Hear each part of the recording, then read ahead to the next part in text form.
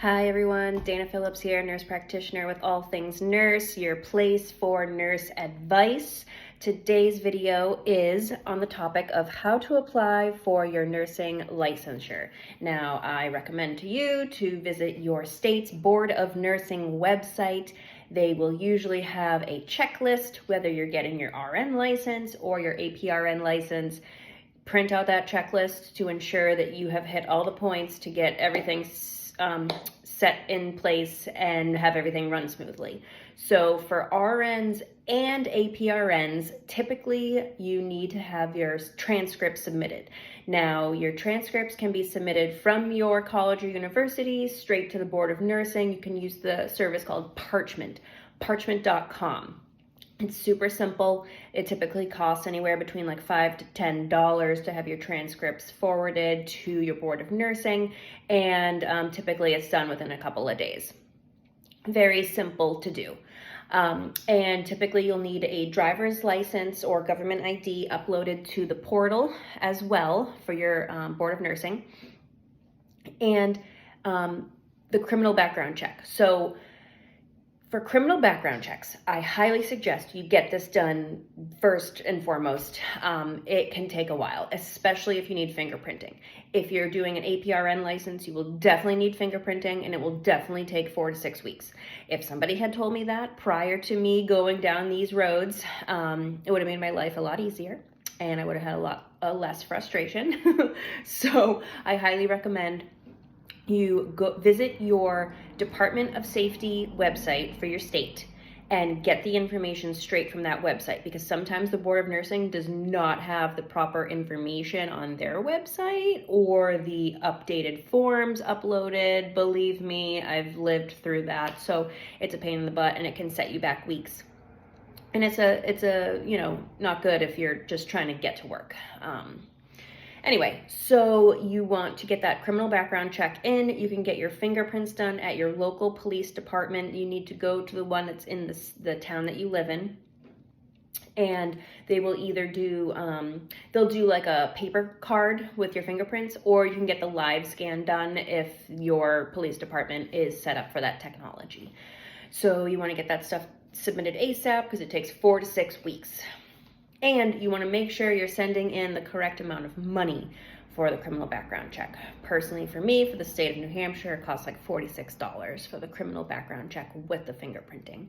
So you want to make sure you write out a paper check. Your state might be different. New Hampshire's old school. You need to send in a paper check. You need to make sure the amount of money is the proper amount. Otherwise, they'll send it all back to you, and it will set you back weeks. Okay, so for RNs, for RN licensure, you need to have your NCLEX registration in place at the time that you're starting your license application. And some states do require registered nurses to get fingerprinting done.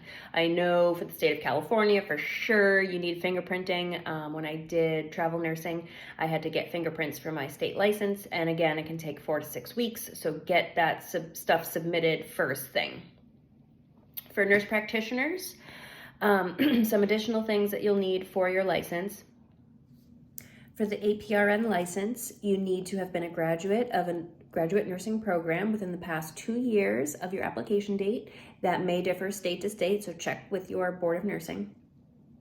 Or you need 30 hours of continuing education. Typically, 5 out of those 30 hours need to be in pharmacology or opioid prescribing.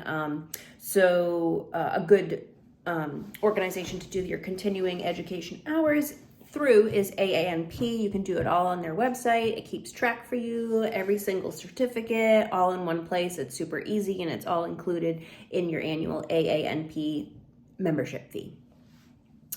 And then for APRNs, you need your certification. So whatever entity you use for certification, whether it's AANP or ANCC, those are the two definitely you need to use for family nurse practitioner. I'm not sure of other certification organizations, but those are the two main ones that I do know of.